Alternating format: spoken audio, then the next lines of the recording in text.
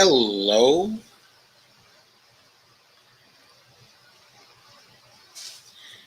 Hi, Dolores. Hi, Dale. Hi, Kay. And hi, Dolores again. I think Dolores is watching on YouTube and Facebook.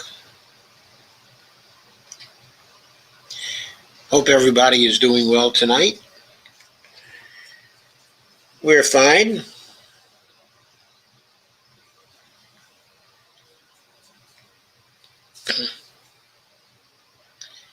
Carmen's here. Hey, Carmen. How you doing? Thanks for sharing, everybody. I can use a little help tonight, as always. Hey, Dale. Okay, so tonight it's return to the climate crisis. There's a lot to talk about there.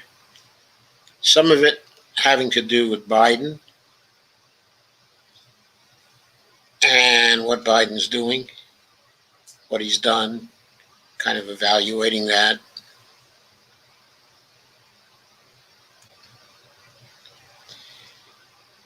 So let's get with it, shall we?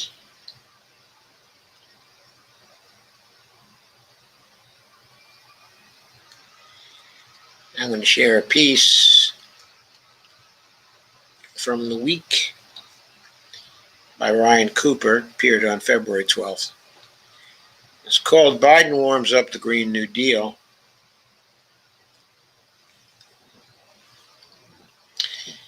Ryan thinks that Biden made some encouraging modest steps on climate change in his first weeks in office.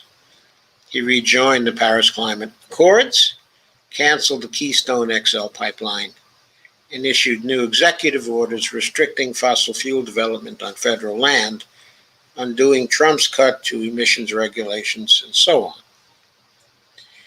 Currently, the administration is focused on getting urgently needed coronavirus relief package passed, but already they're beginning to discuss the next round, of legislation after the relief package for COVID.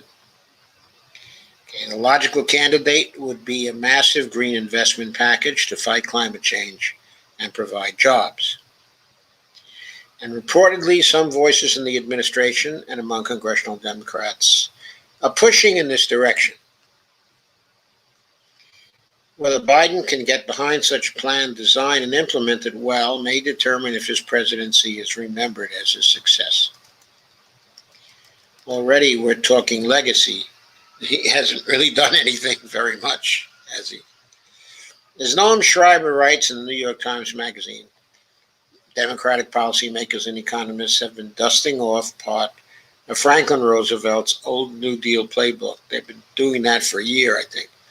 Slogan in the 1930s was relief, recovery, and reform.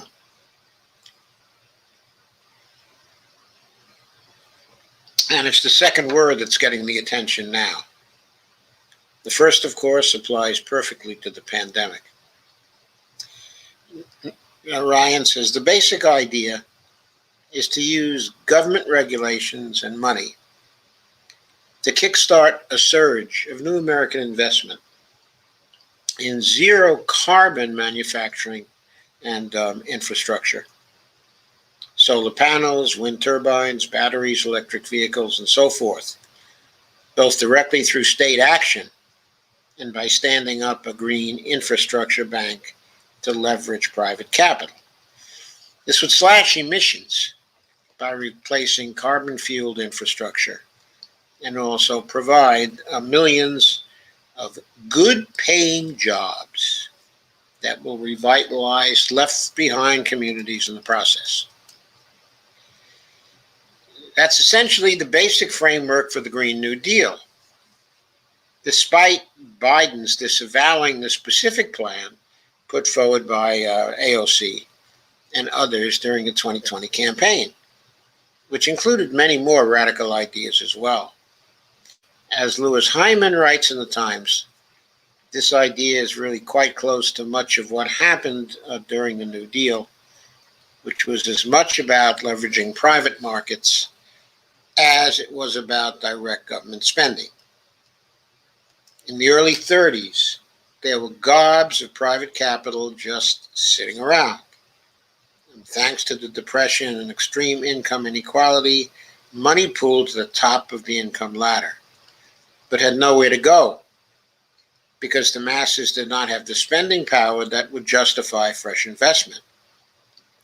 So New Dealers jump-started the process of economic circulation by structuring and ensuring new lending markets for homes, for rural electrification, and various types of businesses. And that same process of investment, together with public works, relief spending, taxes on the rich, helped create the income that made the loans profitable. The conditions for doing something like this today are very promising. For instance, the cost of solar and wind power have plummeted at a staggering rate. Between 2009 and 2019, the price of new solar has fallen by 89%, and the price of onshore wind by 70%. It is now cheaper to invest in new renewables than in new coal power in every major energy market in the world.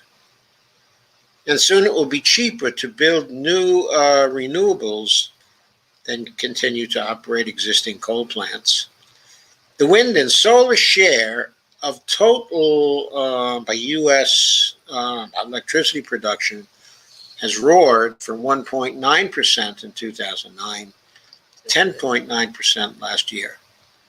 However, as solar and wind continue to ramp up, they will run into bottlenecks to America's aging power grid, which was not designed for that kind of semi-erratic power production. And of course, we see what's going on now down in Texas, where the power grid has basically been causing power outages all through Texas, leaving people in the dark and the cold, some freezing and some dying. As David Roberts explains at Vox, the federal government is ideal for carrying out the upgrades, interconnections, and storage additions that would make a fully zero-carbon electricity sector possible. So why isn't Biden going public and making statements like this right now when this is happening in Texas? Of course, sending immediate aid to Texas, but also pointing out that this would not have happened without an aging power grid in Texas that could not handle these conditions. Ryan says, I must confess that as a strong critic of Biden for the last several years, I think the fact that anyone in power is even talking about this, I find it astounding. For virtually his entire career, Biden has been part of the neoliberal coalition that tore apart the New Deal. But no one would be more delighted than me if I have to eat some crow. It seems that intellectual and political developments have combined with historical happenstance to crack apart the neoliberal consensus that held firm in 2009, at least for the moment. The supposed but universal benefits of free trade have come under attack thanks to empirical research disputing neoliberal boosterism and the enormous political mileage Trump got out of railing against the indisputable damage trade deals have done to American communities. The supposed benefits of austerity and balanced budgets are illusory. So I point out in my book, Who Needs Balanced Trade? Who Needs Balanced Budgets?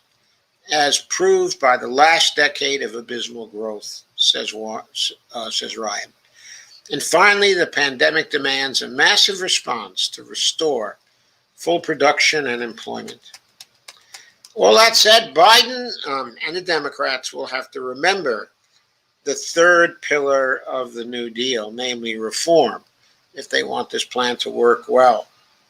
FDR's programs did indeed leverage private capital for social investment, but he and his party also clapped strict regulations on Wall Street to make capital markets function for investment instead of speculative gambling.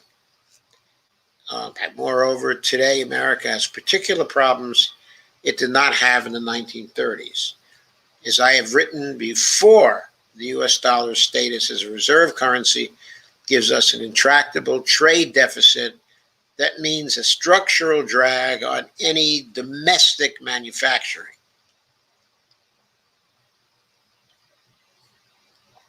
I have to point out here that when many people mention the reserve currency, they're always doing it in the context of, oh, it's wonderful, it's the reserve currency, okay, and it allows us to run a trade deficit and to the real reason why we have our monetary sovereignty and why it's hard for private markets to attack us in international trade is because we have the reserve currency. So thank God for the reserve currency. Ryan understands that what the reserve currency really means for us is an intractable trade deficit that leads to greater levels of unemployment, and that creates a structural drag on any domestic manufacturing. And that is true. He's right about that. And where the New Dealers managed to build what was then the biggest and most ambitious public works project in history, on time and under budget, today American government at all levels struggles mightily to even complete modest projects at all. But a better opportunity to attack climate change is not likely to come again. Biden and his fellow Democrats have a duty to seize it.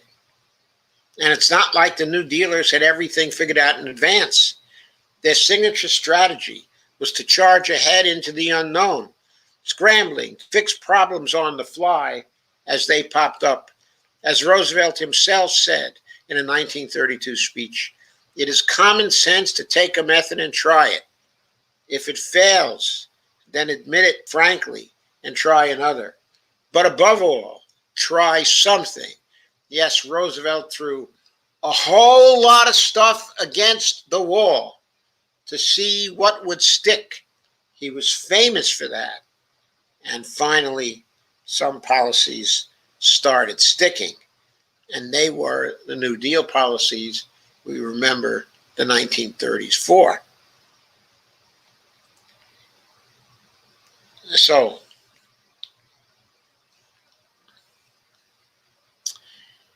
moving to our next set of thoughts. This is a piece from Mariana Mazzucato, known for her work in the innovation area. Okay, Mariana is a friend of Randy Ray's and Stephanie Kelton. Don't know if I characterize her as MMT, but certainly a sympathizer and aware, and has co-authored work with Randy, by the way. There's a picture, okay, of Mariana. This piece is from Social Europe, and it dates from the 5th of February, 2021. Title of it is From Moonshots to Earth Shots. Interesting title, right? COVID-19 has exposed the myriad weaknesses of modern capitalism. And in many countries, past cuts to social services and public health have amplified the damage wrought by the pandemic, while other self-inflicted wounds to the state have led to inadequate policy coordination and implementation. Mass testing and tracking, production of medical equipment, and education during lockdowns have all suffered as a result. And she says we should not be afraid of a post-pandemic world that will not be the same as the status quo ante. We should embrace it and use all appropriate fora and available opportunities to make it a better world by advancing the cause of international cooperation.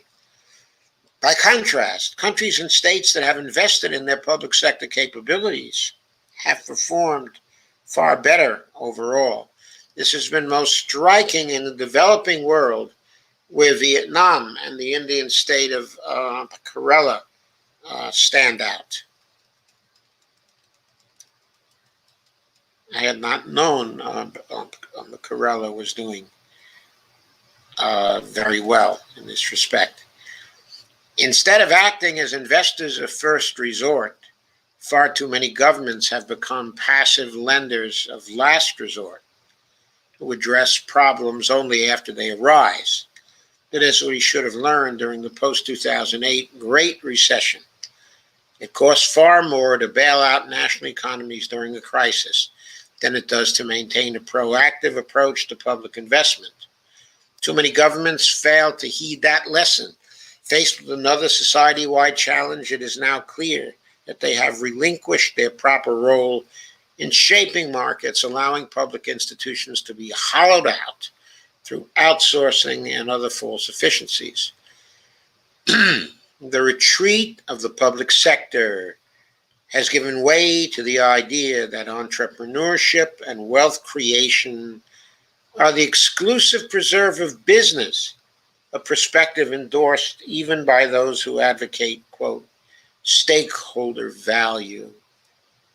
In fact, the more we subscribe to the myth of private sector superiority, the worse off we will be in the face of future crises.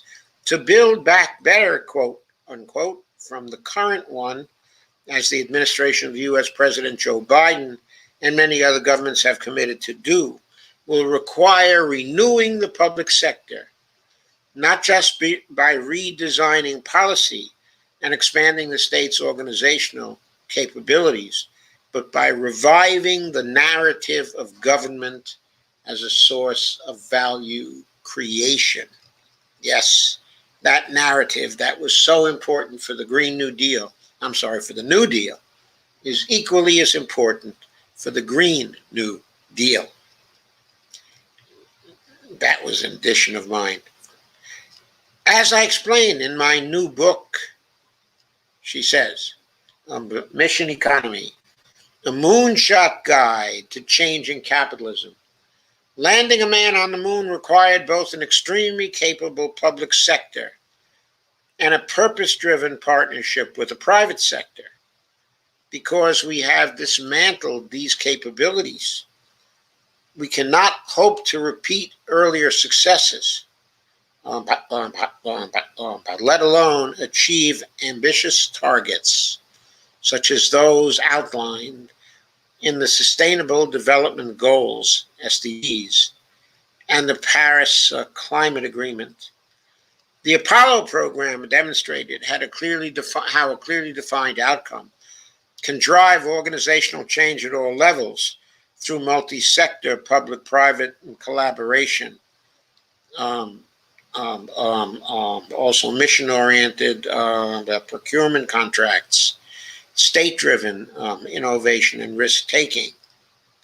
Also, such ventures tend to create spillovers, software, camera phones, baby formula that have far-reaching benefits. The original moonshot model offers insights and inspiration for pursuing earth shots, quote unquote, today. For example, to achieve the 17 Sustainable Development Goals, we should transform each into several clearly defined missions that would lay the groundwork for more multi-sectoral bottom-up innovation.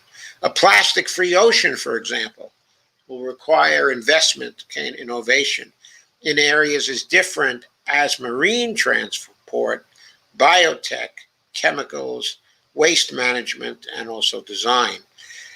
That is what the Apollo program did, by sparking innovation in aeronautics, nutrition, in materials science, electronics, software, and other areas.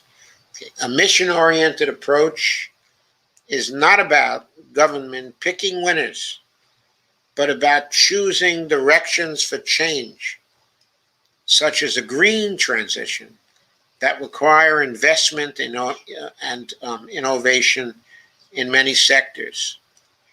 The full power of policy instruments should be used to create projects that elicit solutions from many different willing actors.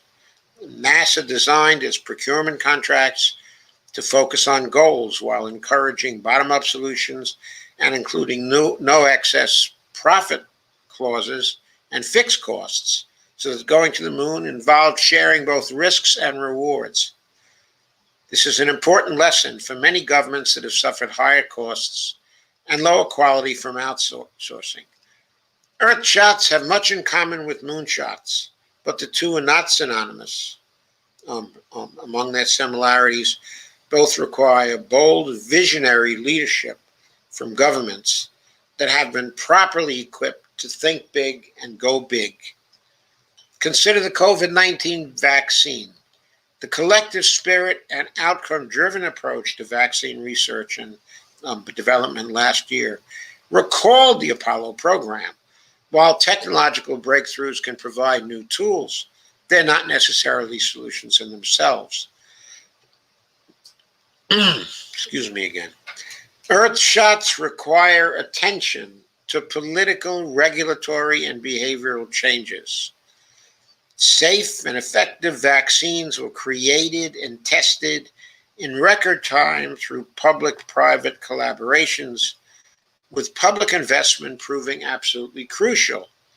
But a disparity in vaccine acquisition between high-income and lower-income countries appeared immediately and has only deepened.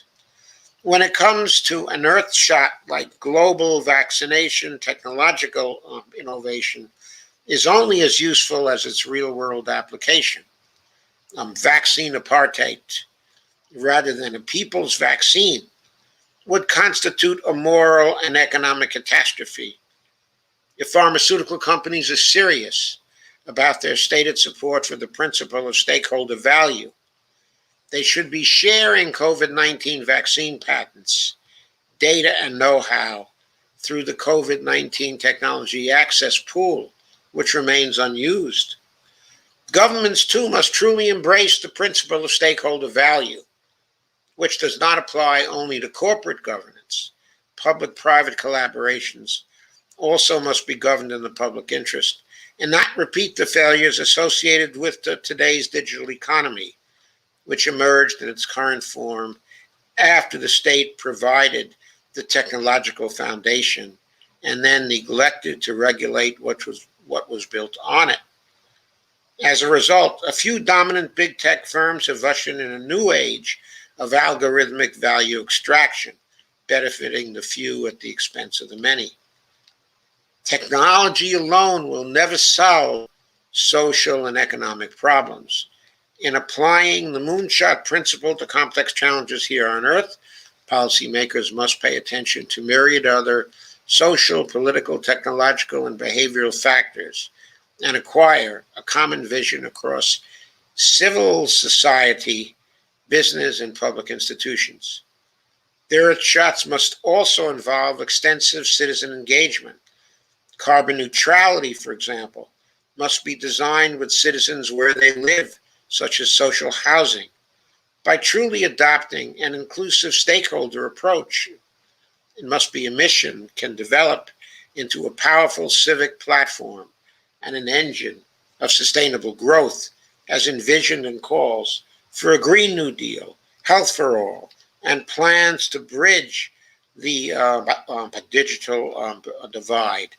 These lessons could not be more relevant to the Biden administration, which will be able to tap the power of an existing entrepreneurial state comprising organizations like a Defense Advanced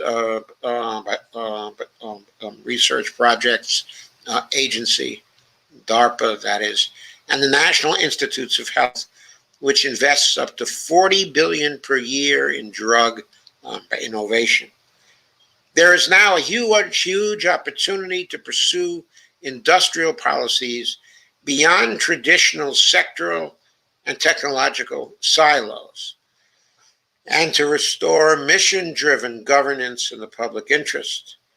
A modern industrial strategy aimed at a green renaissance, for example, would require all sectors, from artificial intelligence and transport to agriculture and nutrition, to innovate and pivot in a new direction. President John F. Kennedy had his moonshot. Biden's mission is to bring it home.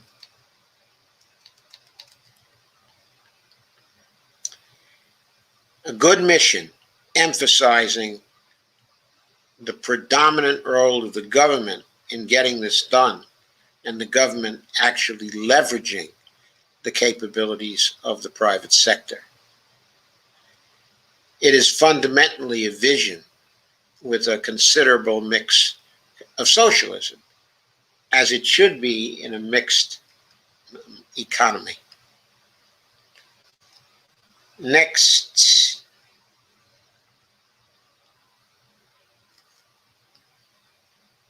let me share screen for an article coming from Counterpunch called "Three Major Threats to Life on Earth That We Must Address in 2021." And this piece was written by Noam Chomsky and Vijay Prashad. And I've been holding it around, meaning to take care of it, since January 6th of 2021. And I finally get there tonight.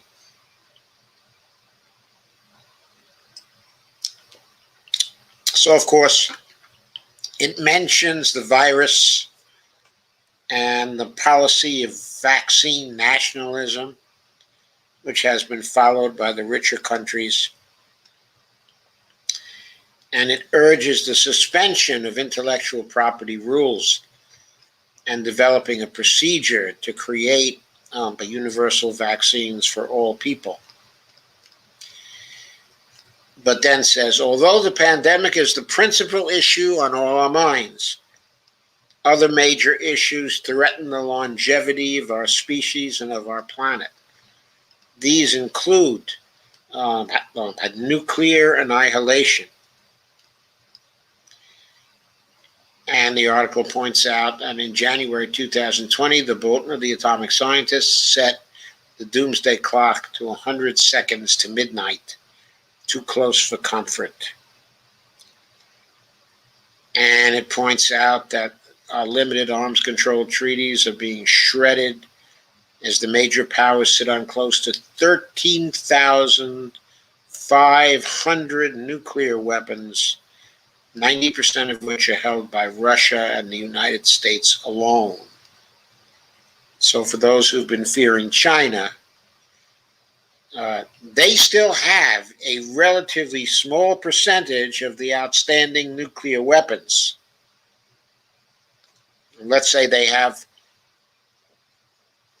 I'm not sure what it is, maybe 5 to 7%, and the other 3% are held by other powers.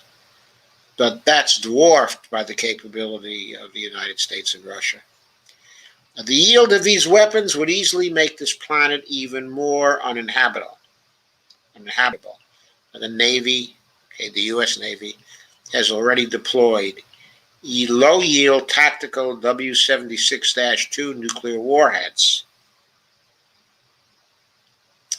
We must make immediate moves towards global nuclear disarmament. That must be forced onto the world's agenda. Hiroshima Day, commemorated each year on August 6th, must become a more robust day of contemplation and protest. And the next threat, climate catastrophe. What else? The scientific paper published in 2018 came with the startling headline.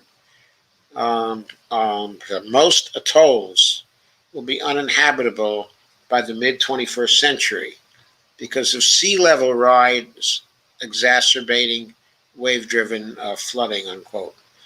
The authors found that island atolls from the Seychelles to the Marshall Islands are liable to vanish.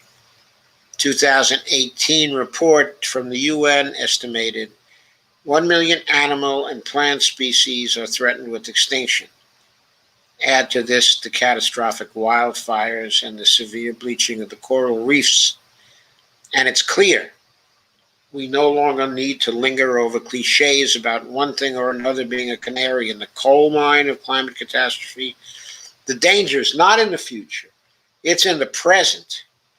It is essential for major powers who utterly fail to shift from fossil fuels to commit to the common but differentiated responsibilities, quote unquote, approach established at the 1992 UN Conference on Environment and Development in Rio.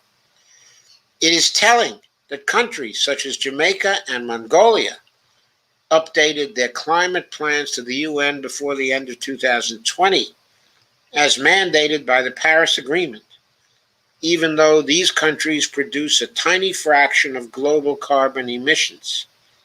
The funds that were committed to developing countries for their participation in the process have virtually dried up, while external debt has ballooned.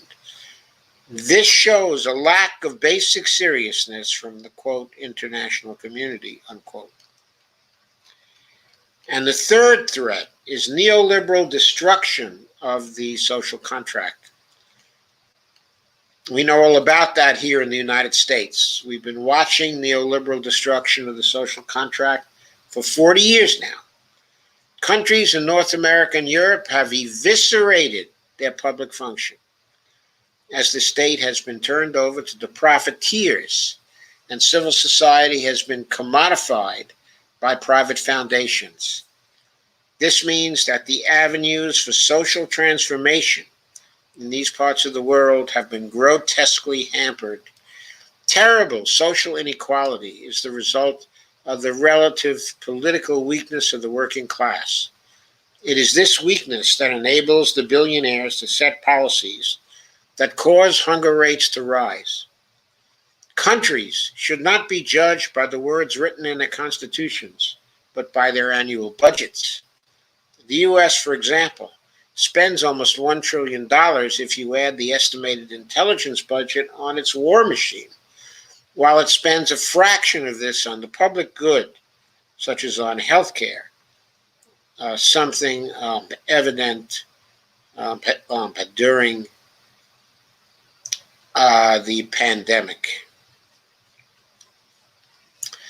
The foreign policies, I have to just comment here. What our U.S. government spends on healthcare each year, when you take everything into account, including the support of buildings in the infrastructure, of healthcare, it's at least $2.6 trillion that we already spend on healthcare.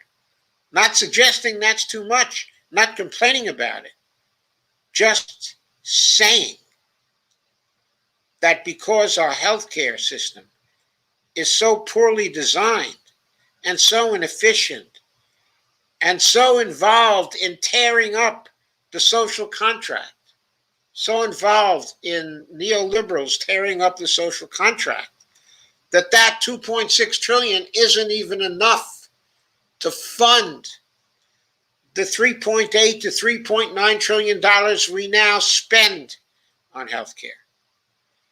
The foreign policies of Western countries seem to be well lubricated by arms deals. The United Arab Emirates and Morocco agreed to recognize Israel on the condition that they could purchase $23 billion and $1 billion worth of U.S.-made weapons, respectively. The rights of the Palestinians, the Sahrawi, and the Yemeni people did not factor into these deals. The use of illegal sanctions by the United States against 30 countries, including Cuba, Iran, and Venezuela, has become a normal part of life, even during the COVID-19 public health crisis. It is a failure of the political system when the populations in the capitalist bloc are unable to force their governments, which are in many ways democratic in name only, to take a global perspective regarding this emergency. Rising rates of hunger reveal that the struggle for survival is the horizon for billions of people on the planet. All this while China is able to eradicate absolute poverty and largely eliminate hunger. Nuclear annihilation and extinction by climate catastrophe are twin threats. Sorry, I clicked the wrong.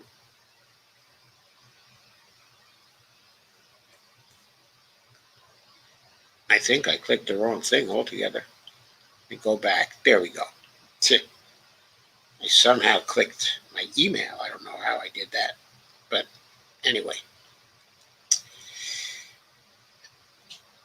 Meanwhile, for victims of the neoliberal assault that has plagued the past generation, the short-term problems of sustaining their mere existence displace fundamental questions about the fate of our children and grandchildren.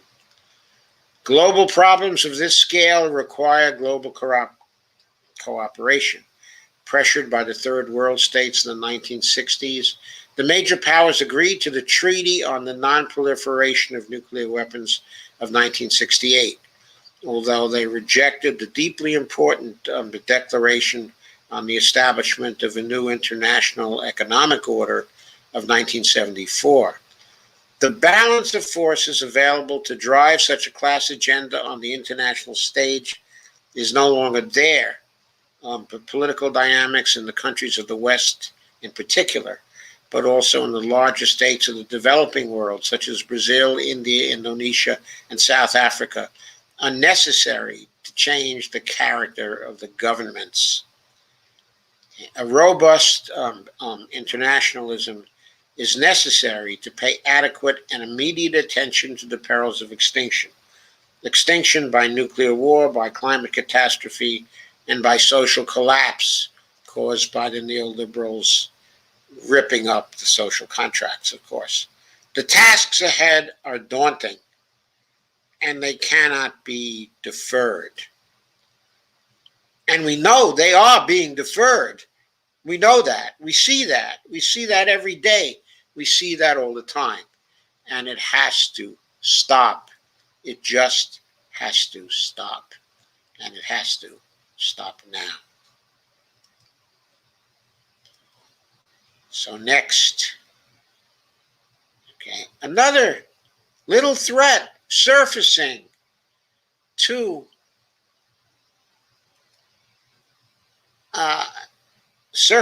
and contributing to the climate crisis. That little threat, and maybe it's not a little threat, because it involves neoliberals tearing up social contracts. It's about Bitcoin. This is an article by Alexis Goldstein from Truthout. Bitcoin could push global emissions above 2 degrees Celsius, scientists say. And here's a picture of a Bitcoin mine site manager looking at a Bitcoin site, checking mining equipment inside a Bitcoin mine near Kangjuang in Sichuan, China. Isn't that an impressive photo? All blue and green. Looks like the inside of a spaceship, maybe.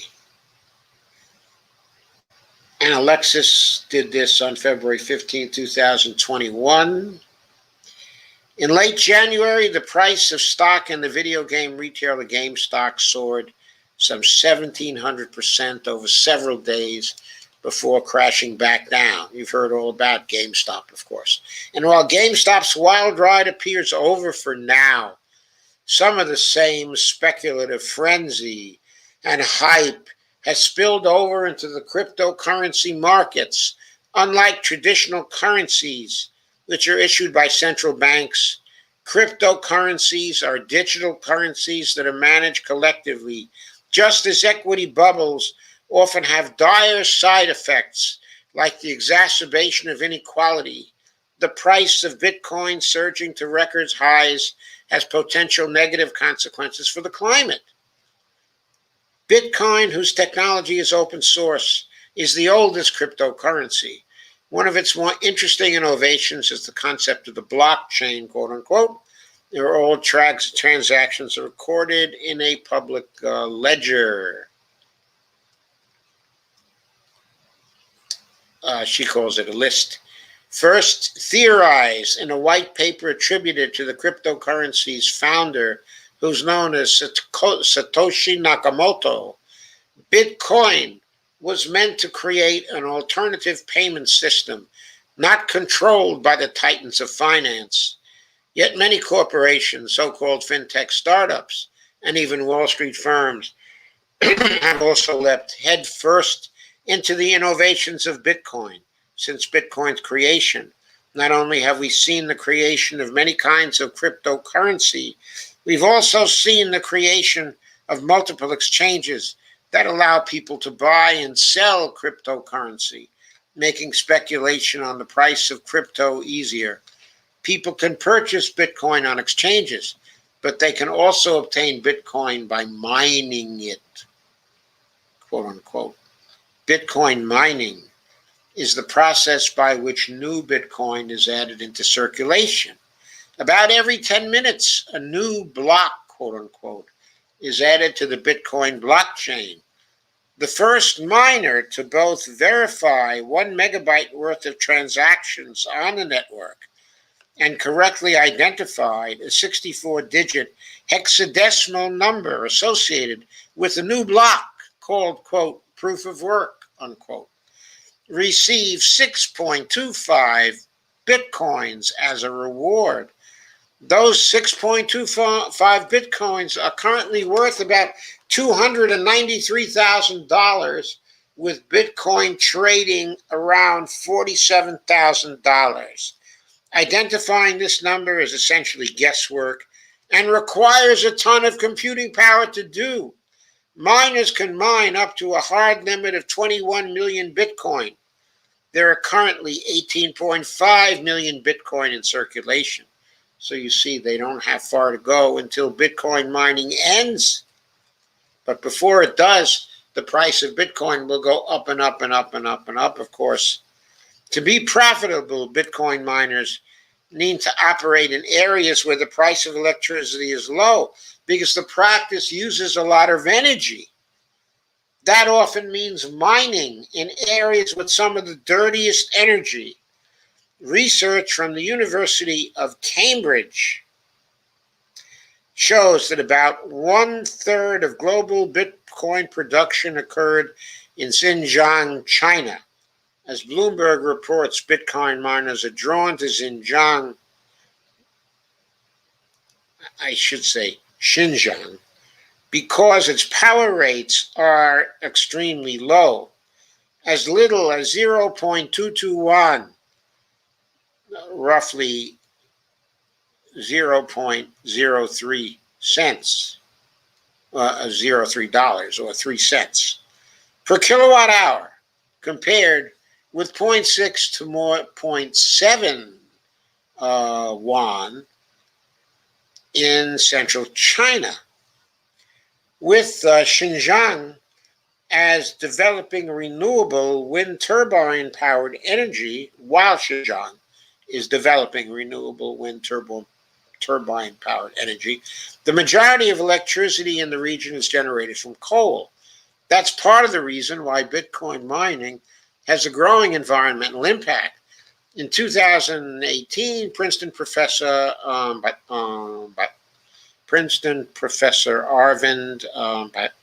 Narayanan estimated in congressional testimony that the Bitcoin network accounted for slightly under 1% of world electricity consumption. It's a bit more than the electricity consumption of the state of Ohio or the state of New York. That much. Scientists writing in the journal Nature warned in 2018 that Bitcoin's growth could single-handedly push global emissions above 2 degrees Celsius, which is the catastrophe level. More recent estimates found that the carbon emissions of Bitcoin mining sits between the levels produced by the nations of Jordan and Sri Lanka, unquote. The University of Cambridge scroll too far. Business School's Bitcoin Electricity Consumption Index estimates that Bitcoin mining will consume more than 120 terawatt hours of electricity globally this year, more energy than Argentina. 1 terawatt hour is equal to outputting 1 trillion watts of energy for 1 hour. Researchers have also found that Bitcoin mining is more energy intensive than mining both gold and platinum. As the price of Bitcoin skyrockets, so do the incentives to mine it. Bitcoin is up more than 37% in 2021 alone, and has more than doubled since December 2020 in 2 months. One new incentive for mining Bitcoin came recently when electric car maker Tesla revealed in a filing to the Securities Exchange Commission on February 8th that it had purchased $1.5 billion of Bitcoin and would begin accepting the cryptocurrency as payment for its cars. Bitcoin surged 13% off the news, and it hit a then record high of over $44,000. It's since moved higher, at one point surpassing $48,000. Tesla's purchase of Bitcoin has raised questions in the financial press concerning its commitment to sustainability, with the Financial Times writing that it may, quote, undermine the firm's sustainability stance. Much of Tesla's revenue comes from selling carbon credits for its electric vehicles.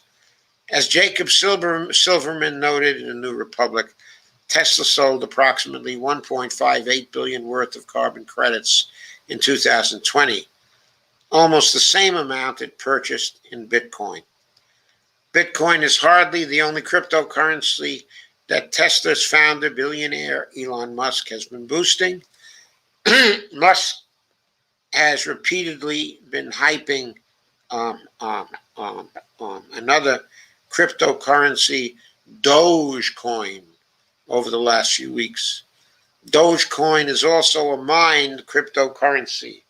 The research on the emissions impact of mining it and other non-Bitcoin currencies is just beginning. It's not just Tesla driving Bitcoin to a record high.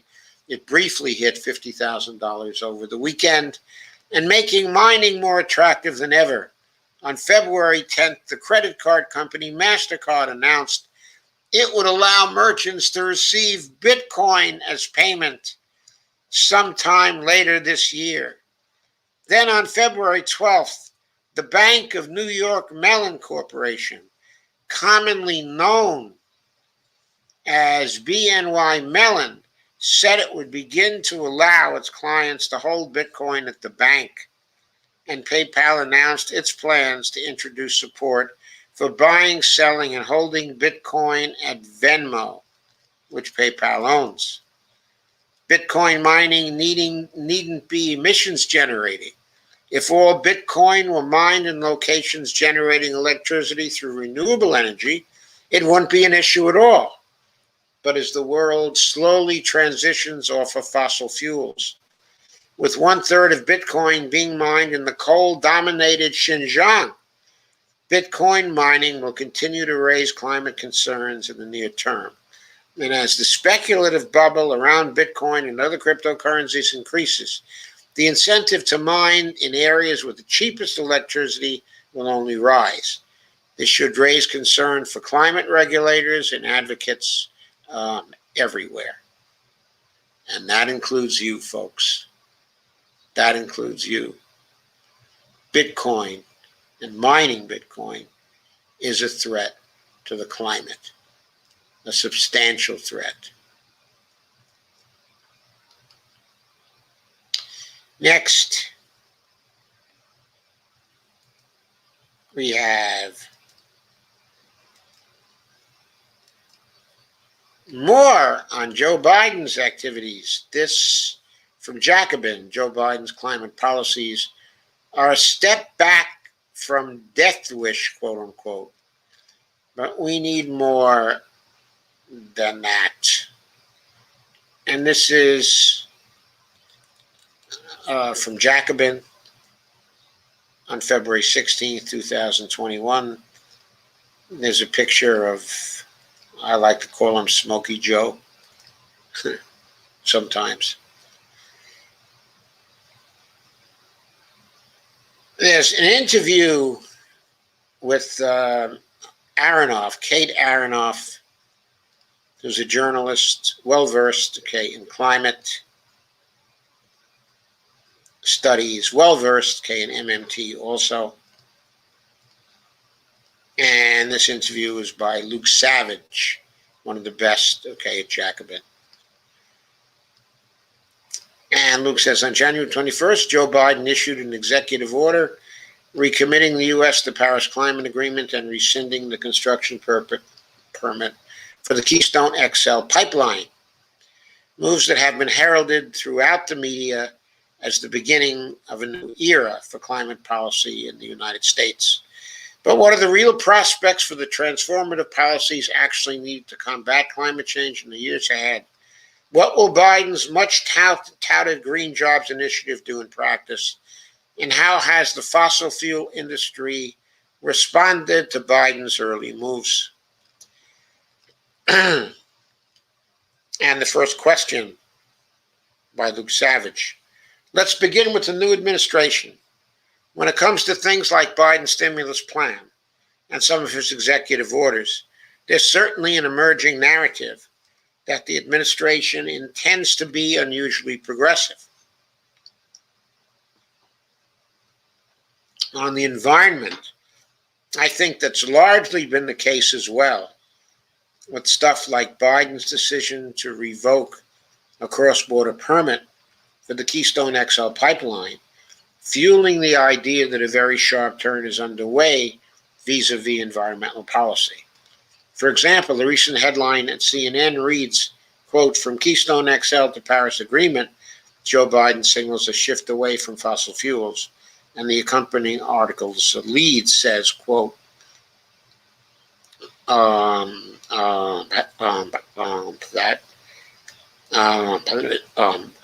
America's energy policy is getting an extreme makeover, unquote. What's your assessment of all this? To what extent is the administration pursuing a genuinely progressive course on climate policy? Kate Aronoff says, it's a big question. I have mixed feelings because on the one hand, Biden is doing things that are more ambitious than any U.S. president to date. The big tagline of the administration on climate has been that it's a whole of government approach. So, for example, you have people like Janet Yellen talking about climate in a confirmation hearing to be Treasury Secretary. Tony Blinken talked about it for Secretary of State. Even Lloyd Austin for the Department of Defense did so. So that's good. I have no objection to the idea of climate being something that's considered across agencies and is integrated deeply into every function of government. It's good that's happening. And it also speaks to just how strong the climate movement has been since the Obama administration.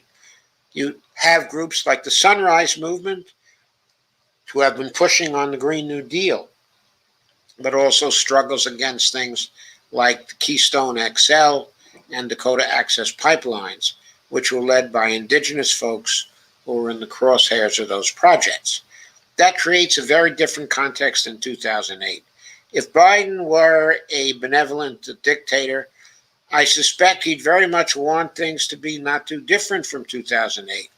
But the conditions have changed to the point that the baseline of what he's doing is much more ambitious on climate than what Obama was doing. And I think that's true to a certain extent for other policy fields too.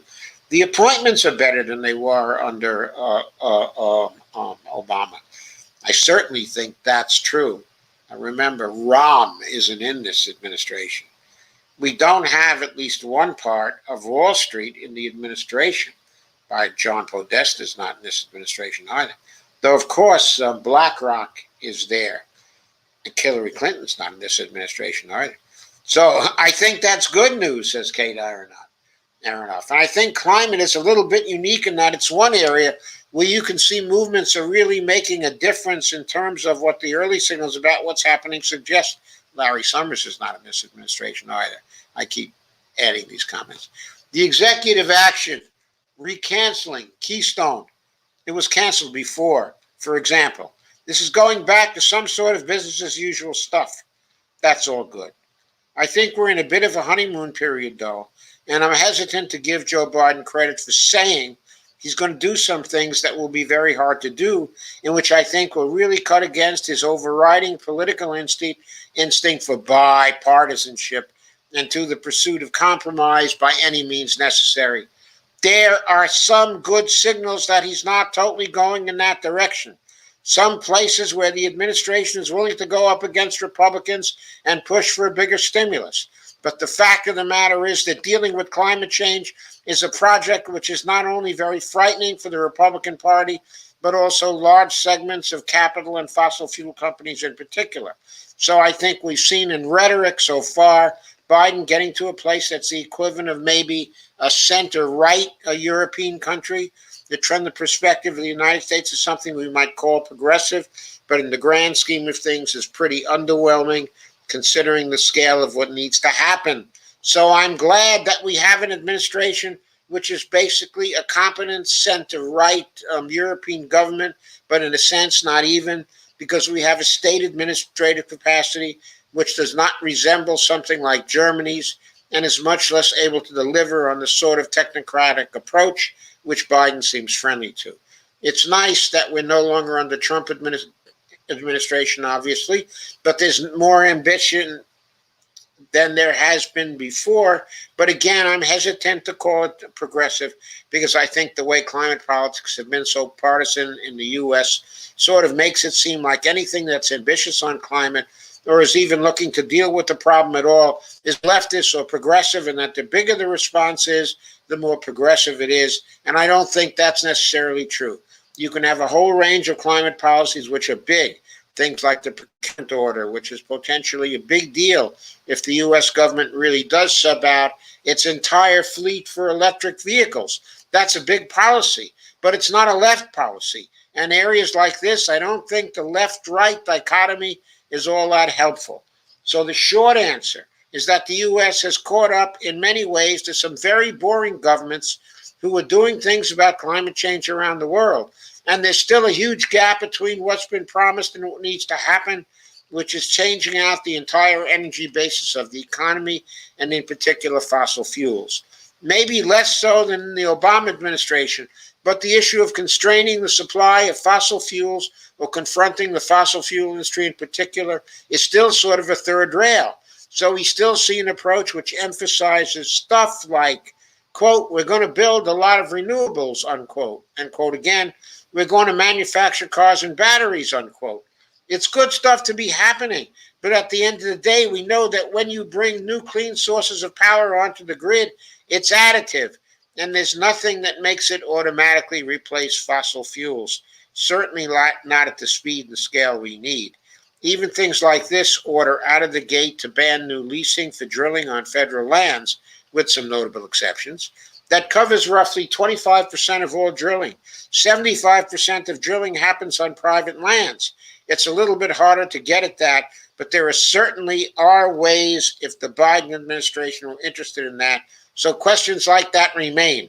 What sorts of new rules are we going to see around stuff like the methane, drilling, and also exports? Because we can green the U.S. economy, but also continue to export a ton of fossil fields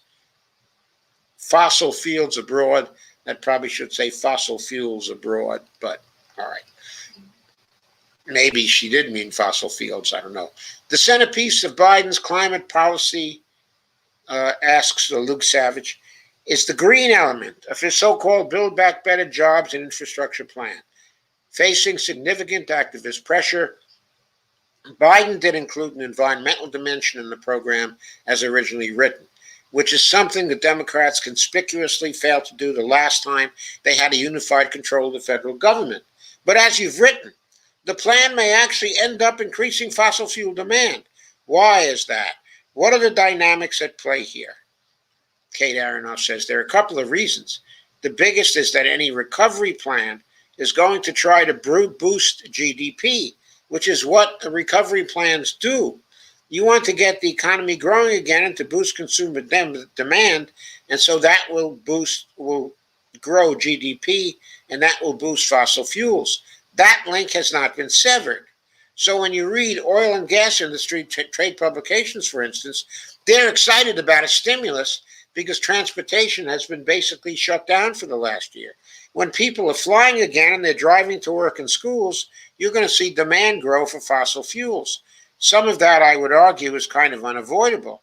We're not going to see a totally green recovery. Even the greenest eco-socialist recovery you could design is still a recovery. And in the context of fossil fuel capitalism, it will boost demand for fossil fuels because we haven't decarbonized.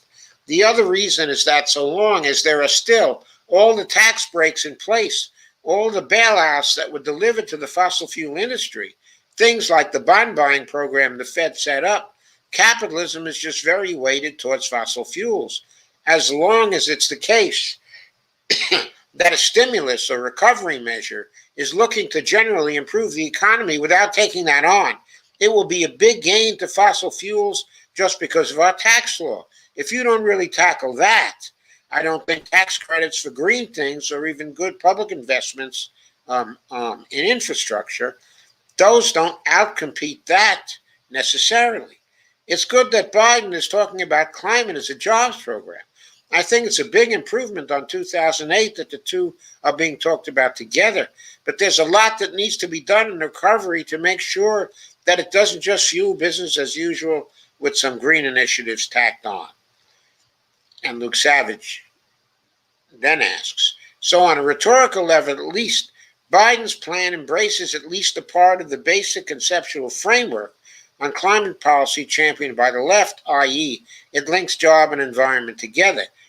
But given the limitations you just mentioned, though, what in the broadest terms anyway would a better plan informed by the basic idea look? What's the eco-socialist version? Kate Aronoff replies, one part of it would just be to pay a lot more attention to the question of fossil fuel jobs. I think the problem with having a Build Back Better approach, which emphasizes all the good stuff that you're going to build in clean energy, is that it isn't really speaking to folks who work in the fossil fuel industry. Or, for example, the teachers in a district whose tax base relies on coal and relies on oil, without real attention to the really deep ways the fossil fuel economy structures life for many people. It's just not a satisfying answer to say, quote, we're going to build a wind turbine factory in Ohio, unquote, if you're a coal miner in West Virginia or an oil worker, or for that matter, a housekeeper in Midland, Texas. There are whole regional economies that are deeply bound up in fossil fuels. We can't neglect the question of fossil fuel supply or the fact that these industries have been shedding jobs for the last year. I mean, the oil and gas industry lost 107,000 jobs.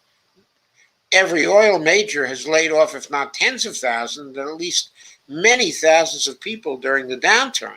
The traditional Democratic response to that has been to talk about piecemeal transition programs, the classic one being that we're going to teach miners how to code. I think if we're really serious and we want it to both have a really great recovery and set up any sort of climate legislation for real success, we have to pursue some sort of full employment agenda. A federal jobs guarantee is a policy which has been pretty mainstream in the Democratic Party at different points in history. At least full employment, the idea of a jobs guarantee, making the federal government the employer of last resort, comes in part out of the social democratic tradition and the civil rights movement, and comes in part out of MMT as well, folks. I just don't see a way to deal with the problem of getting off of fossil fuels if you don't actively create some sort of public option for employment and expand health care. specifically Medicare for all, and built out safety nets, because I don't think there's a way to sort of target those programs. A program for a just transition to West Virginia or the Permian Basin or North Dakota or Alaska. There needs to be a universal way to make sure these folks were okay, and full employment is a big part of that. There's just a lot of work to do, right? Plugging abandoned mines that are spewing methane out into the atmosphere and polluting local communities, for example. That can happen in the places where people already live, rather than them having to move. Reclaiming abandoned mine sites, for example, could be a huge source of employment in West Virginia, and it's currently not really happening there. All sorts of stuff needs to be done. And I think full employment is not a radical demand by any means. It's a pretty liberal idea in some sense. In any case, there needs to be some sort of jobs guarantee in order to make people whole. Something that's received considerably less attention, this is going back to Luke Savage, than Biden's domestic climate spending pledges is the foreign policy dimension of climate change. If people are thinking anything at all about the intersection between the two, they're probably thinking about Biden's executive order rejoining the Paris Climate Accord. But there's a whole lot that's probably more relevant when it comes to how Biden's geopolitical posture will impact global efforts to combat climate change. What's your initial impression of Biden's foreign policy as it relates to these efforts? Kate Aronoff replies, like you said, I think when people think about climate change and foreign policy, the only thing that comes to mind for many is the Paris Agreement and maybe the UN, and that's just a small part of what climate policy actually is. Climate policy is foreign policy, and it's not super complicated. We all live on the same planet. Carbon doesn't care about borders. It really is an international problem that demands an internationalist solution. There's this interesting thing happening with the Biden administration with John Kerry, who I disagree with on many, many things. He is relative to Biden's foreign policy team a lot less, and, quote, the blob, unquote. So it's good there's someone who is not egging on a Cold War with China, which is incompatible with any sort of climate action. But I think it's worrying for that to be a minority view in the national security establishment. If we're heading into some ginned up conflict with China in particular, collaboration on climate becomes impossible, and in no uncertain terms, we're fucked. A precursor even to the Paris Agreement was Obama opening up relations with China on climate. So that obviously has to happen again. There's just the foreign policy establishment and administration that's extremely hawkish on these questions. I think the U.S.-China relationship is extremely important on climate, but I'll also be pretty surprised if the administration calls for widespread debt relief across the global south, or for the sorts of things that I think are prerequisites for having a productive conversation about climate policy on the world stage. I think it's really bad optics to have John Kerry riding around on a private jet and telling countries like Indonesia or Nigeria they can't burn coal or oil. I think in order to have any good faith engagement on climate on the world stage, there needs to be a broader conversation about what U.S. responsibilities are on climate, which are massive. We have the capacity to transition very quickly in our own borders and also to make that possible in other places. I'm excited to see some kind of conversation about climate by reparations, and also the U.S. taking a much more active role in institutions like the IMF and World Bank in a push for debt relief and other measures that will make it possible for the rest of the world to transition. And Luke says, you have a book coming out in April called Overheated, How Capitalism Broke the Planet and How We Fight Back. It's obviously a pretty big question, but for those who haven't been following the book, what's its basic thrust? Kate Aronoff says, the basic argument of the book is that when climate politics comes into popular consciousness in the United States in 1988, when James Hansen gives his testimony on global warming to the Senate, that happens at the zenith of neoliberalism. That happens at this moment where the most reasonable solutions with dealing with this crisis have been taken off the table by neoliberalism, but also centuries of anti-democratic thinking in the United States and a long-standing push for minority rule across the right, which bleeds into the Democratic Party. The book tries to look at just how badly we've been set up to deal with this problem, but then also what are the solutions for this problem that could be put back on the table? Things like nationalizing the fossil fuel industry, bringing utilities under public ownership, a jobs guarantee, climate reparations, and a 4-day work week. So it will also be looking at the big macro solutions we need to address climate change. And that concludes her interview. Wasn't that really magnificent? And her reasoning through it, and how she related quite a large number of things in order to really give us a grasp of where the Biden administration is on climate policy and what challenges it still has to cope with, and how neoliberalism and implicitly MMT figure into all of this, because we ain't going to get out of this without using policies based on MMT knowledge. That is for sure. And I'm sure that's going to come out and be brought out also very explicitly in her book. And I really look forward to it. I think that is going to be one great book, and I commend it to you. Well, we're not finished. There's one very important thing we still have to discuss.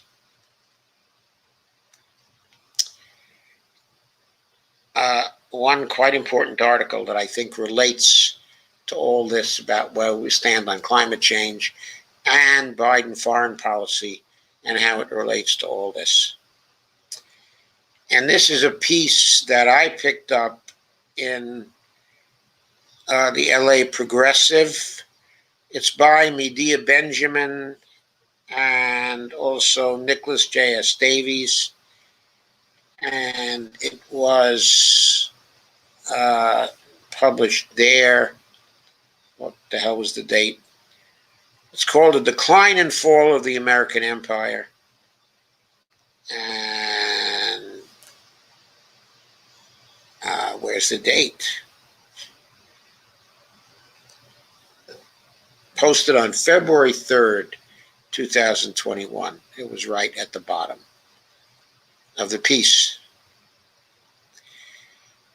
The decline and fall of the American empire is very important. We have to give up the empire. We have to end the empire. We have to end it ourselves. It is bad for us. It is bad for the world. It is bad for the climate transition. The article starts out by pointing out that once in 2004, a Bush White House advisor, reportedly Karl Rove, said, we're an empire now. When we act, we create our own reality.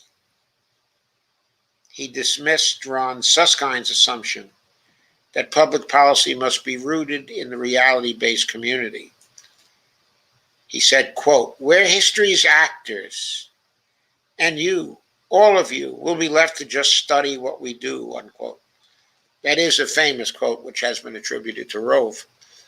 16 years later, the American wars and war crimes launched by the Bush administration have only, and continued by the Obama administration and by the Trump administration, and now still being continued by the Biden administration, haven't stopped, have only spread chaos and violence far and wide. And this historic conjunction of criminality and failure has predictably undermined America's international power and authority. Back in the imperial heartland, the political marketing industry that Rove and his colleagues were part of has had more success dividing and ruling the hearts and minds of Americans than of Iraqis, Russians, or Chinese.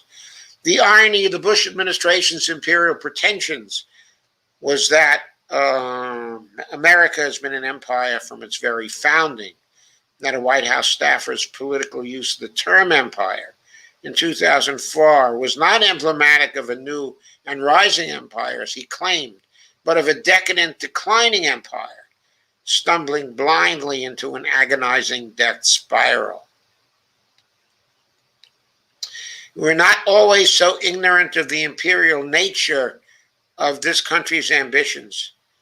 George Washington described New York as the seat of an empire, and his military campaign against British forces there as, quote, the pathway to empire, unquote. New Yorkers eagerly embraced their state's identity as the Empire State. I never knew the term Empire State came from George Washington, which is still enshrined in the Empire State Building and on New York State license plates. Yes, indeed. The expansion of America's territorial sovereignty over Native American lands, the Louisiana Purchase, the annexation of northern Mexico and the Mexican-American War, built an empire that far outstripped the one that George Washington built. But that imperial expansion was more controversial than most Americans realized. 14 out of 52 U.S. senators voted against the 1848 treaty to annex most of Mexico, without which Americans might still be visiting California, Arizona, New Mexico, Texas, Nevada, Utah, and most of Colorado as exotic Mexican travel spots. In the full flowering of the American empire after the Second World War, its leaders understood the skill and subtlety required to exercise imperial power in a post-colonial world. No country fighting for independence from the UK or France was going to welcome imperial invaders from America. So America's leaders developed a system of neocolonialism through which they exercised overarching imperial sovereignty over much of the world, while scrupulously avoiding terms like empire or imperialism that would undermine their post-colonial credentials. It was left to critics like President Kwame Nkrumah of Ghana to seriously examine the imperial control that wealthy countries still exercised over nominally independent post-colonial countries like his. In his book, Neocolonialism, The Last Stage of Imperialism, Kwame Nkrumah condemned neocolonialism as the worst form of imperialism. Quote, for those who practice it, it means power without responsibility.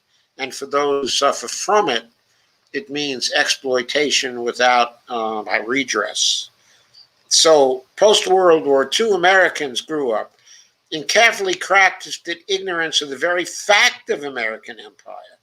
And the myths woven to disguise it provide fertile soil for today's political divisions and disintegration.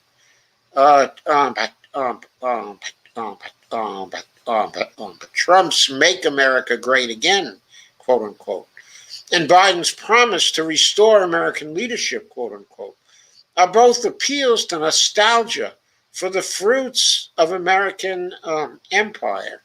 Indeed, they are. Past blame games over who lost China or Vietnam or Cuba have come home to roost in an argument over who lost America and who can somehow restore its mythical former greatness or leadership. Even as America leads the world in allowing the pandemic to ravage its people and economy, neither party's leaders are ready for a more realistic debate over how to redefine and rebuild America as a post-imperial nation in today's multipolar world. Early successful empire has expanded, ruled, and exploited its far-flung territories through a combination of economic and military power. Even in the American empire's neo-colonial phase, the role of the U.S. military and the CIA was to kick open doors through which American businessmen could follow the flag, quote unquote, to set up shop and develop new markets. But now, U.S. and America's economic interests have diverged. Apart from a few military contractors, American businesses have not followed the flag into the ruins of Iraq or America's other current war zones in any lasting way. 18 years after the U.S. invasion, Iraq's largest trading partner is China, while Afghanistan's is Pakistan. Somalia's is the UAE, and Libya's is the European Union. Instead of opening doors for American big business or supporting America's diplomatic position in the world, the U.S. war machine has become a bull in the global China shop, wielding purely destructive power to destabilize countries and wreck their economies, closing doors to economic opportunity instead of opening them, diverting resources from real needs at home, and damaging America's international standing instead of enhancing it. When President Eisenhower warned against the unwarranted influence of America's military-industrial complex, he was predicting precisely this kind of dangerous dichotomy between the real economic and social needs of the American people and a war machine that costs more than the next 10 militaries in the world put together, but cannot win a war or vanquish a virus, let alone reconquer a lost empire. China and the EU have become the major trading partners of most countries in the world. The United States is still a regional economic power, but even in South America, most countries now trade more with China.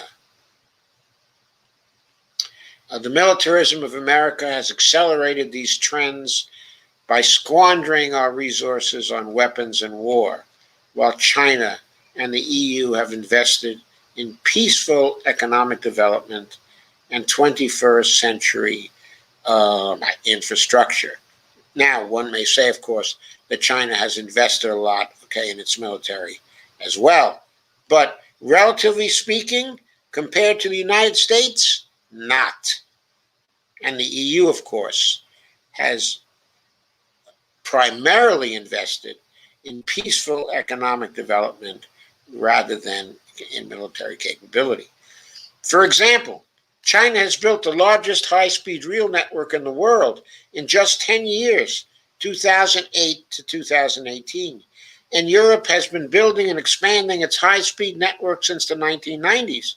But the high-speed rail is still only on the drawing board, in America. China has lifted 800 million people out of poverty, while America's poverty rate has barely budged in 50 years, and child poverty has increased. We in America have still have the weakest social safety net of any developed country, and no universal healthcare system. And the inequalities of wealth and power caused by extreme neoliberalism have left half of Americans with little or no savings to live on in retirement, or whether any disruption in their lives. Our leaders' insistence on siphoning off 66% of U.S. federal discretionary spending to preserve and expand the war machine that has long outlived any useful role in America's declining economic empire is a debilitating waste of resources that jeopardizes our future.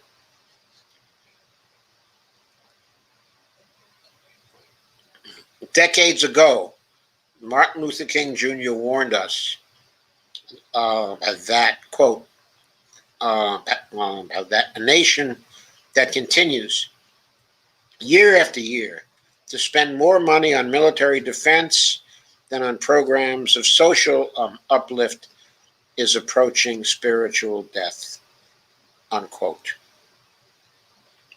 As our government debates whether we can afford COVID relief, a Green New Deal, and universal health care, says the authors. We would be wise to recognize that our only hope of transforming this decadent, declining empire into a dynamic and prosperous post-imperial nation is to rapidly and profoundly shift our national priorities from irrelevant, destructive militarism to the programs of social uplift that Dr. King called for. Now, in the last part of this, I cannot endorse the implied competition here, financial competition, in terms of military spending, okay, as opposed to domestic spending, because there's no necessary financial competition between these two things. But there is a competition of attention. There is a competition of resources between these two things. As long as we keep our attention on the empire and defending our position as the world's sole superpower, as long as we continue to do this, we lose in building economic strength, okay, at home, and not just economic strength, but economic prosperity at home, happiness at home, fulfillment at home, success in securing our very existence for the future by coping with climate change at home and helping the rest of the world to cope with climate change as well in the ways we have gone through tonight. The only way we can really successfully do this is to withdraw from empire, to retreat from empire, to turn ourselves to peaceful pursuits, to turn ourselves to trade and to helping others and collaborating with others in the world, especially when it comes to our mutual climate crisis. That is what we now have to do. So thank you for listening. I will now turn to your comments and to our usual discussion. So, after numerous highs, Steve says, "Hi, Doc and the Stoners." And Lana says, "Hola." And Steve says, "Tennessee Valley Authority." Steve says, "Hey there, Kay." Evelina says, "Where are you?" Laugh out loud to Kay. And Steve says, "Tennessee Valley Authority." And Steve says, they lit up the hillbillies. And Carmen says, "The West Virginia coal miners must be glad that they don't have to work in those killer mines anymore. I don't think they are. Lots of them are out of jobs. And I'm not sure they are. There's no federal job guarantee yet. There's no work for people yet." Steve Day grins or smiles or uses some icon that doesn't come clearly through in this interface. Evelina says, "Hello. Okay, so when I was growing up in Northeast Ohio, we had tons of strip coal mines." And Steve said, "Doc, is Dogecoin a good investment?" I have no idea, Steve. I don't pay attention to Bitcoin. If I did pay attention to Bitcoin, if I had paid attention, I was aware of it from the start. I did pay attention to it as a technical thing because I was interested in blockchain for other applications, okay, and other purposes. So I knew about it. I read some articles about it. I should have bought in at $3 a Bitcoin like Felix Kaiser did. Bought 100 Bitcoin for $300 and sat with it all these years. And what would I be at now? I could sell it all now, quick. Steve says, clean dirt is the future. Clean dirt, yeah. What does that mean? I'm not sure. It probably means Dogecoin. What the hell? No, I think it doesn't mean that. Kay says, Harvey J.K. and FDR Stein was on the Nomiki show today. I know. I saw Harvey K. I like Harvey K. a lot. We used to exchange things on Twitter quite frequently. And he comes from a similar background to myself, so I identify strongly with Harvey K.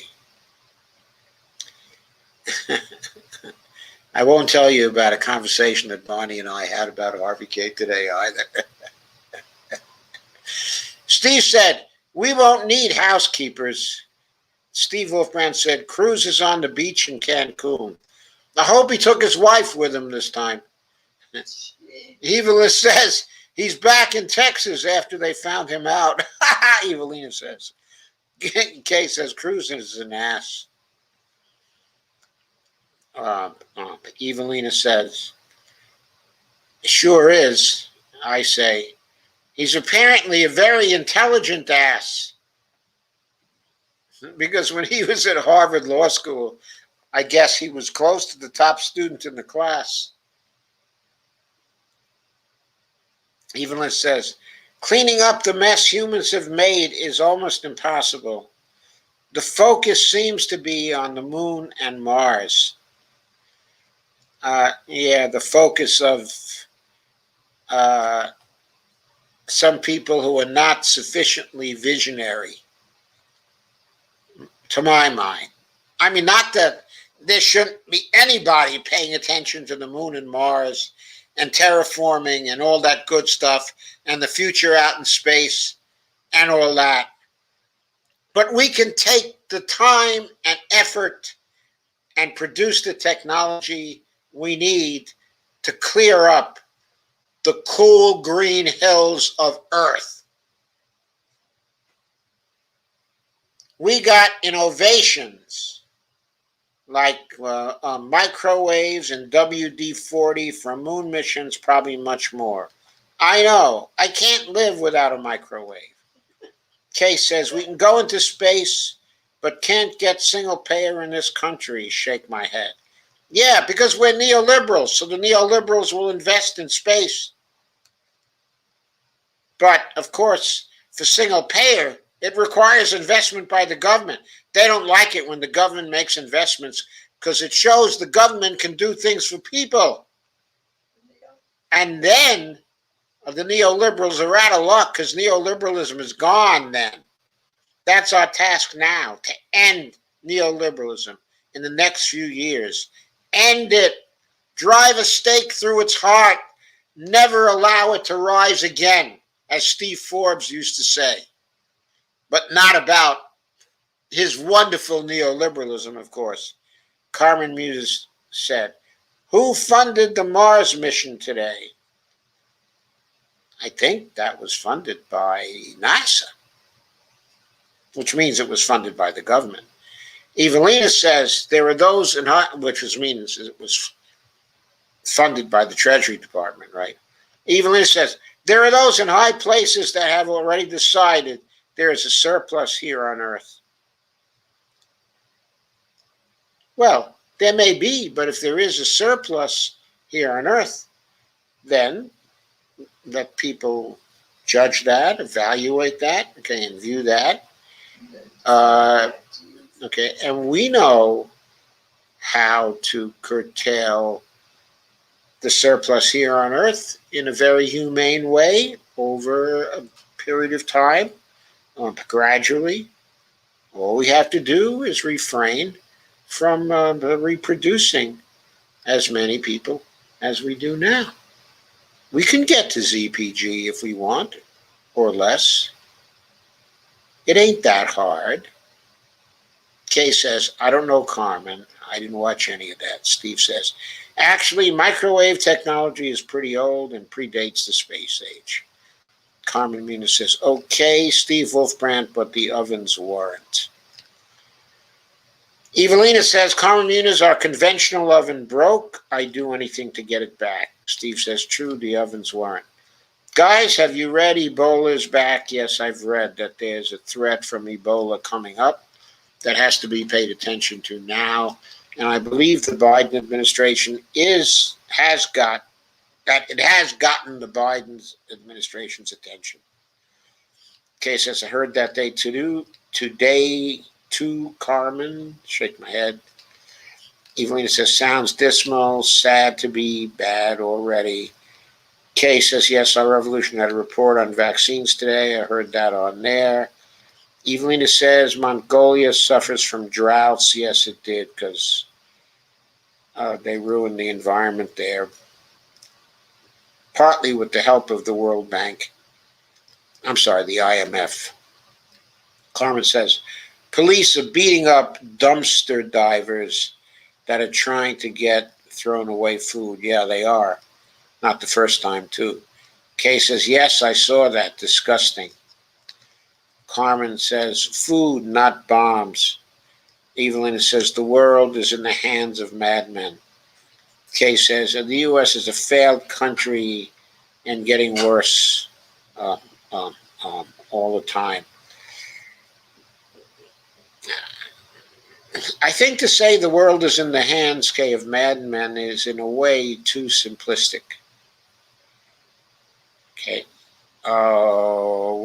What I think it is that the world is in the hands, in a lot of cases, okay, of immediately short-term types, okay, of practical men who are driven by events and who eschew vision and who do everything in terms of short-term gain.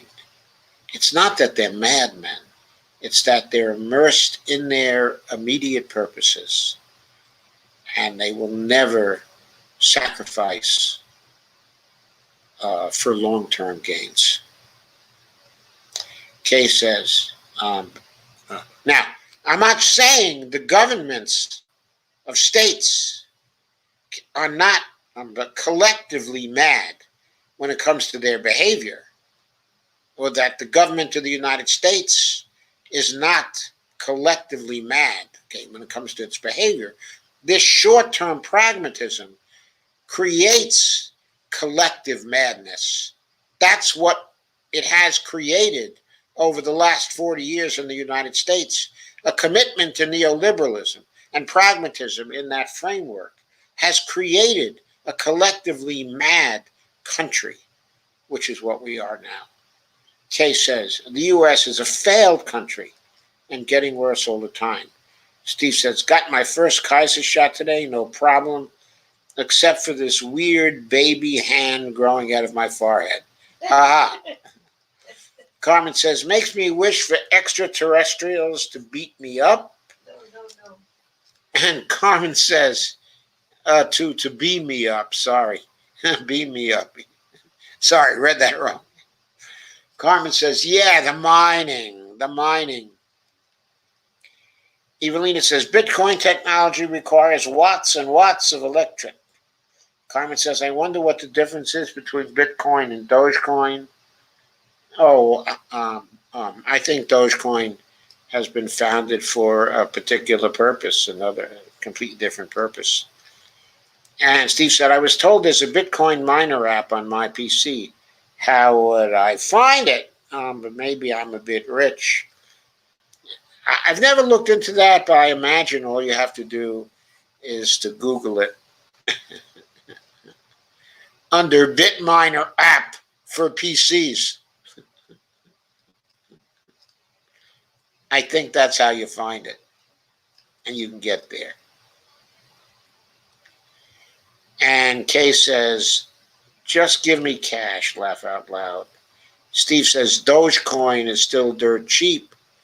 Well, Dogecoin might be dirt cheap, but there's no telling whether Dogecoin is going to be another Bitcoin, right? I mean, that's the difficulty. There was no telling at the beginning that Bitcoin was going to be Bitcoin, was there? In other words, certain people made a leap, okay, of faith. Certain other people said, why do I want to waste $300 on this? You know, who could foresee it was going to be selling for $50,000?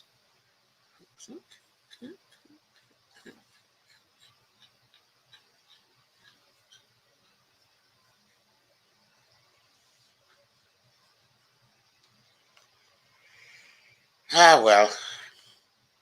Steve says different servers. Yeah, they got different servers.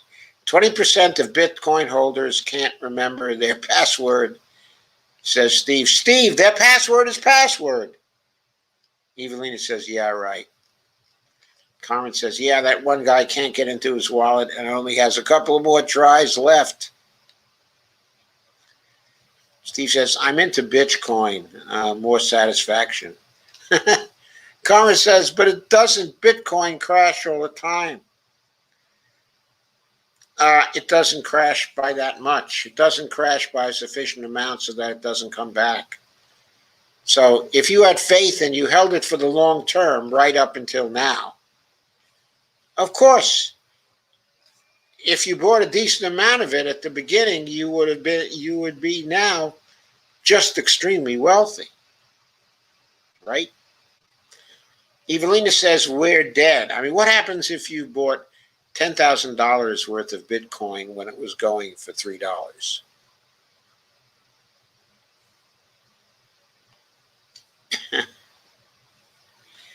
Evelina says, we're dead. Everything we do means more consumption and carbon increase. Even mining Bitcoin, right? Yep, I'm afraid you are right, Evelina Pont. And Steve Wolfbrand says, not yet. Elon Musk bought a shitload of Dogecoin, probably, right? Well, he bought some Bitcoin too, right? Evelina said, in Latin America, Venezuela is first in Bitcoin currency, forced to find an alternative to gold and dollars. Well, Venezuela better not hold on to it too long, because if it does, they might be left holding the bag. It might crash. And then where would they be? So Lana says, lots of libertarians like Bitcoin. It seems very neoliberal to me, not to mention anti-climate.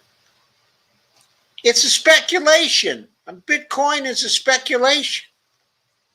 There's been a remarkable run on it, certainly, because there are all kinds of people who want to get rich and who have gotten rich on paper because they're holding Bitcoin. But so many of them don't know when to quit. They don't know when to quit. So many of them are still going to be holding at the end. Then what's going to happen? If they bought in at the beginning at, let's say, $3, and it's crashing suddenly and they sell at 100, they'll still have done pretty well.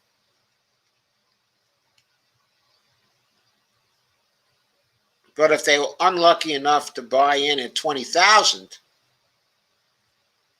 then it won't take much to give them a good house cleaning. Steve Wolfbrand says, good for them. Evelyn says, we're goners. Doc, I don't see how Bitcoin has anything to do with our environment. Well, I explained, as long as the mining takes so much electricity. Kay says, love Jacobin. Steve Wolfbrand says, it's helpful to navigate U.S. sanctions. Evelina says, you're not listening, Steve, laugh out loud. Steve says, I hope they scored like bandits. Steve Gonzo says, Ted Cruz abandoned his poodle Snowflake in a freezing house for a Cancun vacation. Carmen says, does the word Jacobin mean something? Sure, it means something.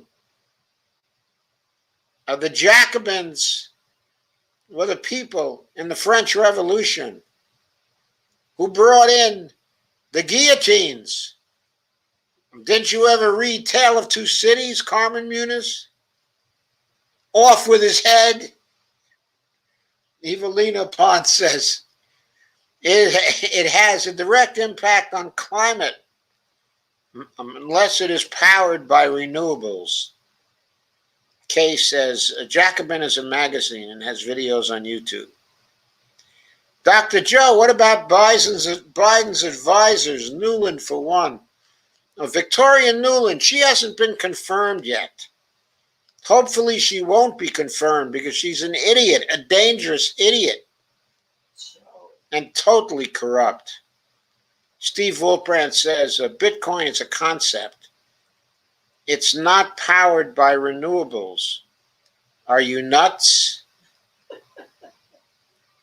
Steve, mining the Bitcoin, the process uses electricity, eats electricity,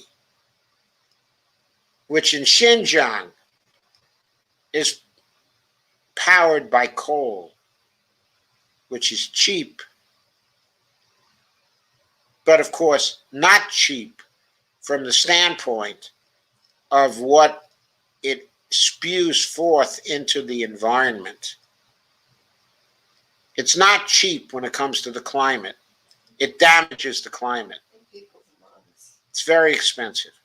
Carmen Muniz says, why didn't Texas go with solar instead of turbines? I'm just thinking about all that light they get. I think they went with solar because some of their billionaires, with turbines, because some of their billionaires thought that wind would be more profitable than solar. And so they invested more, in wind. There was a particular billionaire who was very well known in the early 2000s. I forget his name now. It sort of escapes me. But he was behind an awful lot of investment in turbines. An awful lot of investment. He was a big oil guy, made a fortune, in oil, then shifted his money over to turbines. Even when he says they have solar as well, he says, it's fucking Texas. What do you need to know? Kay says, many Western states charge enormous fees to get solar. They did when I lived, in Arizona. Yeah, because the legislatures were rigging the price of solar to protect the fossil fuels. I don't know to what degree they're doing that anymore. They probably still are in certain states. Steve Wolfbrand, you need a vacation on the moon, Steve, laugh out loud. Carmen says, not everyone in Texas is stupid. You're so damn condescending. Carmen, that is very true. There are a lot of great people at the University of Texas, at Austin. Austin is one of the most powerful technology areas in the United States. So no, not everyone in Texas is stupid.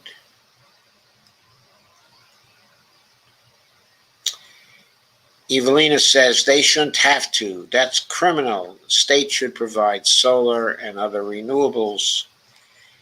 And Carmen says, I want an electric bike or scooter, but they're too overpriced for the quality.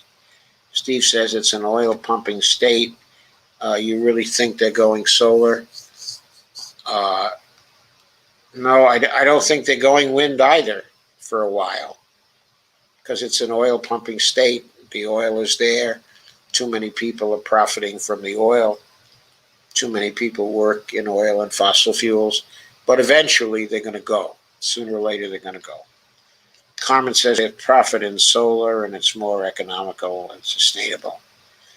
Steve Wolfbrand says Saudi Arabia went green solar, says Carmen to Steve. And yeah, Saudi Arabia is going solar, has been going solar and going green for a long time, because that way their oil resources last longer and they can export it to the rest of the world. And Steve says, around here, there's electric scooters everywhere. You just rent it in and dump it anywhere. Blind people trip over that shit. You don't have that. Kay says, John Kerry was a bad pick for that job for sure. Kay says, they need a climate scientist like Michael Mann. Yeah, they did need Michael Mann. You're right. Evelina says, Steve Wolfbrandt, you need to talk about that too. Private citizens shouldn't have to pay for it. The state should provide it cost-free. Bonnie says, when coal mines were closing, there was no effort to move these workers into solar-powered jobs with training. Evelina says, another hugely lost opportunity. Steve says, unless you're a woman, women are slaves in that fucked up country. I hate them. That's Saudi, I think you're referring to. Evelyn says, and a duty deferred. Those coal miners deserved a good state job. Steve Gonzo says, by the way, some people are saying Biden engineered the snowstorm. Oh, God. Yeah, the QAnon people probably, right? Carmen says, Biden said no more U.S. help for the Saudis in Yemen. Did he not? He did. And Steve Wilmer said Empire State Building. Steve said empire is a genocide. Not always and not necessarily, but sometimes, yes, it is. Steve Wolfram said, spoken like a true incel, says Carmen to Steve Wolfbrand. Evelina says the Mexico leveled a complaint that the U.S. is hogging up all the vaccines. Steve Gonzo said we'll be maintaining the same defensive stance, plus selling them the weapons. Kay says, you should have heard that our Rev live streamed on vaccines today. Shake my head. Some are trying very hard to change it, but not going well with Big Pharma. Yep. Evelina says, Carmen and Steve need a vacation to the moon, laugh out loud. Evelina Pont says, it's all disgusting, Kay. Carmen says, I'm chill, but Steve gets triggered when he can't trigger and bully others. Does he realize Bonnie is a woman? How disrespectful of him. Steve says, you don't even know me and I prefer it that way. You really don't seem very successful. What happened to your evil twin when you couldn't even pay your phone bill? Fuck off. Steve Gonzo didn't say anything. He must have given us one of the icons that I can't see. But anyway, Carmen said, who said I couldn't pay my phone bill? And even if I didn't, how do you know I didn't pay for another reason, not because I couldn't afford it? I see where you're going. You're about to pull a you're a loser card. And I'm the narcissistic, manipulated Trump wannabe. I'm not going anywhere. Evelina says, we need a multilateral... Oops. Went too fast. Here we are. Evelina says, we need a multilateral world, no more empire. We all know what happens to them. And Kay says, the politicians don't give a damn about Americans. We got to make them give a damn, Kay. That's the problem. I love John Perkins's books about America's empire. And Kay says, West Virginia and Kentucky are just a lost cause at this point. I don't know that West Virginia is a lost cause. I never say West Virginia is a lost cause. And the reason why I don't, I suppose, is because of the connections of folk music to West Virginia. And the really heroic efforts, okay, of the West Virginians during the New Deal to get over control by the miners, okay, and to develop their union, okay, the UMW. That was one courageous struggle. And it helped West Virginia for a while very, very, very much. So I don't forget about the West Virginians. And I don't lose hope in the West Virginians. Do you think the pipes froze in Ted's house? Do we think the pipes froze in Ted Cruz's house? And Carmen says, Evelina Pont, oh, just not enough to use a backup, I'm assuming. Steve Gonza says, Cancun Cruise's dog Snowflake is #Snowflake is trending. Carmen Muniz, it was underfunded and privately owned, says Evelina. Evelina says, can't believe this man still stands. Who's protecting him? Evelina says, okay, practical men, not madmen.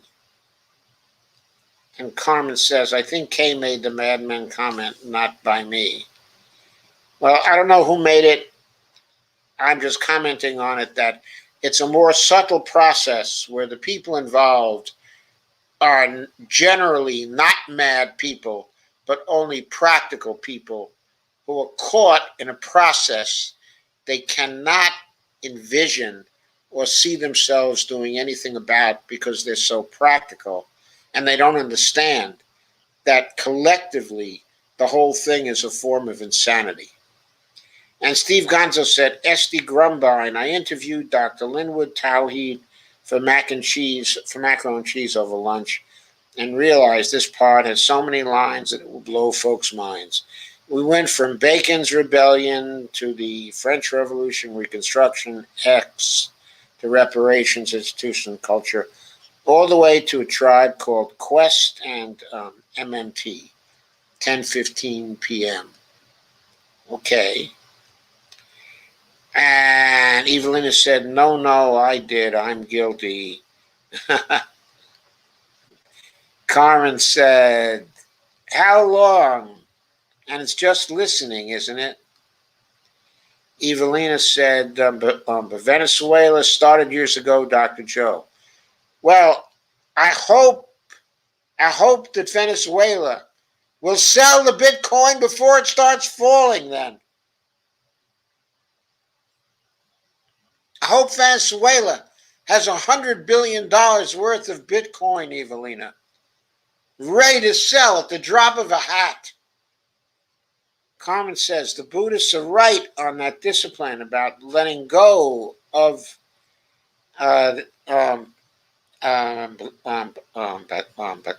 letting go materialism. Evelina says, love the Jacobins. Carmen says, no, I haven't read Tale of Two Cities. You have to read about the Madame Lafarge. And Carmen says, get out of here, asshole. Steve says, Carmen is a... Steve, relax. Carmen, don't they have that beautiful gold thing going in that area? Kay says, what are you asking, Carmen? Steve Wolfbrand says, sorry, Steve, I'm not going to repeat that. Sorry, spell check. Okay, folks, now that the conversation has descended down into the pit, I have caught up. Carmen says, the Black Hills Gold. I have caught up.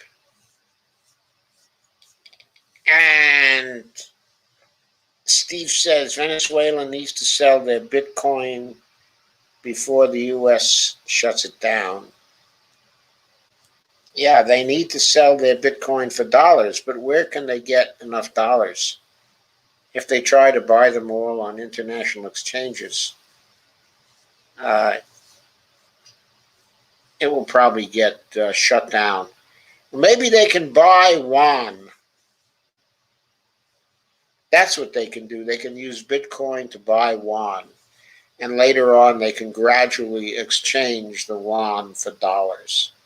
Because yuan isn't going to lose its value. Probably investing in yuan is pretty safe. Kay says, maybe Carmen. Eventually, Venezuela will probably need some dollars, but if they move from Bitcoin to yuan and then over to dollars, it'll probably be pretty safe. Carmen says, so Cruz's dog froze to death? I don't know, Guy. Could be just a myth. Kay says, thank you for another great discussion. Love you all. Thank you, Joe. And thank you, Kay. And Steve says, Carmen really sucks. We could have great sex. Steve, you dream incessantly. Good night. I will be back with more on Saturday night. See you all on Saturday night. Have a great night. And so will I.